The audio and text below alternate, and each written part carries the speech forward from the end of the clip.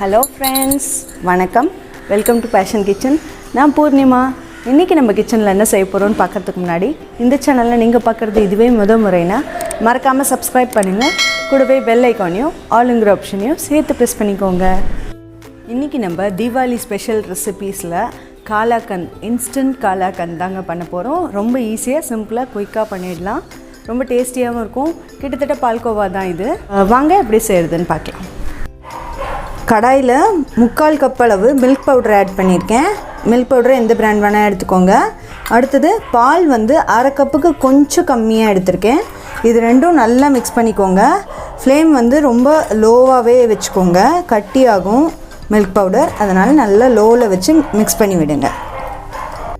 நல்லா மிக்ஸ் பண்ணியாச்சு. உங்களுக்கு டவுட்டாக இருந்ததுன்னா முதல்ல அடுப்பை ஆன் பண்ணுறதுக்கு முன்னாடியே மில்க் பவுடரையும் மில்கையும் நல்லா மிக்ஸ் பண்ணிவிட்டு அதுக்கப்புறமா அடுப்பில் ஏற்றிக்கோங்க. அப்போ கட்டியே இல்லாமல் நல்லா வரும் உங்களுக்கு. இதில் கூடவே ஒரு 1/2 டீஸ்பூன் அளவு நெய் ஆட் பண்ணிக்கலாம். இப்போ இது கூடவே 100 கிராம் அளவு பன்னீர் ஆட் பண்ண போகிறேன். அதாவது 1/2 லிட்டர் மில்கில் பன்னீர் மாதிரி பண்ணி எடுத்து வச்சுருக்கேன். இதை வந்து நான் ஷேப் பண்ணல, அதனால் இப்படியே இருக்குது. நல்லா உதுத்து விட்டு இது கூட ஆட் பண்ணிக்கலாம். சப்போஸ் உங்கள்கிட்ட பன்னீர் தான் இருக்குது அப்படின்னா அதை கிரேட் பண்ணி இது கூட ஆட் பண்ணிக்கோங்க.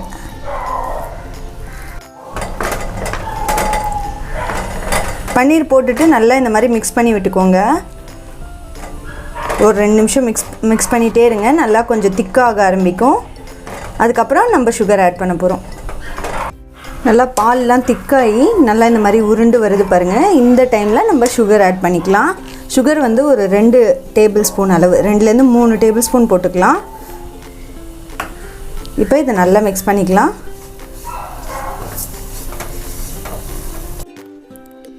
இப்போ இவ்வளோ தாங்க. இந்த ஸ்டேஜ் வந்ததுக்கப்புறம் நம்ம அடுப்பை ஆஃப் பண்ணிடலாம். லைட்டாக அதில் வாட்டர் கன்சிஸ்டன்சி இருக்கணும். இன்னும் அடுப்பில் வச்சுட்டே இருந்திங்கன்னா ரொம்ப திக்காகி ஹார்டாகி அந்த பதம் வந்து தவறி போயிடும். அதனால் இந்தளவு வந்தோடனே நம்ம அடுப்பை ஆஃப் பண்ணிடலாம். இப்போது இதை வந்து பிளேட்டுக்கு நம்ம ட்ரான்ஸ்ஃபர் பண்ணிக்க போகிறோம். ட்ரான்ஸ்ஃபர் பண்ணி ஆறுனதுக்கப்புறம் பீசஸ் போட்டுக்கலாம். அவ்வளோதான், Kalakand ரெடி ஆகிடுச்சு. நம்ம வந்து பிளேட்டுக்கு மாற்றியாச்சு. கொஞ்சம் ஆறுனதுக்கப்புறம் பீசஸ் போட்டுக்கலாம். சூப்பரான டேஸ்டியான இன்ஸ்டண்ட்டான Kalakand ரெடி ஆகிடுச்சு.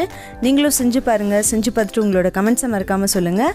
அடுத்து ஒரு இன்ட்ரெஸ்டிங்கான ரெசிபியில் உங்களை வந்து மீட் பண்ணுறேன். தேங்க்யூ.